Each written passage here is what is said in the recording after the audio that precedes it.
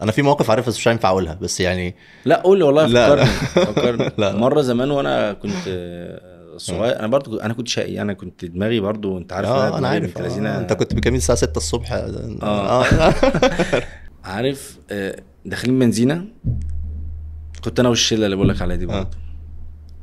احنا ما كانش معانا فلوس خالص، وانا العربيه هتفصل مش عارف اعمل ايه. فالراجل حط لي بنزين وتمام فاحنا بقى اصحابي لسه هيقولوا له ايه بقى، طب احنا ما فيش مكنه نسحب ATM نسحب منها. انا في ثانيه الا ثانيه قلت له ايه ده ايه ده بص في ايه هناك، ورحت ضارب بنزين وطاير والناس بقى بتوع البنزين قعدوا يجروا ورايا، كانوش يعرفوا مين مش ده. عارف احنا ما حدش ما كانش حد يعرفني انت فاهم. وخدت العربيه ومشيت، هما بيجروا ورايا، هما برضو الناس كانت بتجري عربيه، ورايا. كانت الكيا. كانت الكيا الحمراء. الكيا الحمراء. وبصوا ناس طايره ورايا.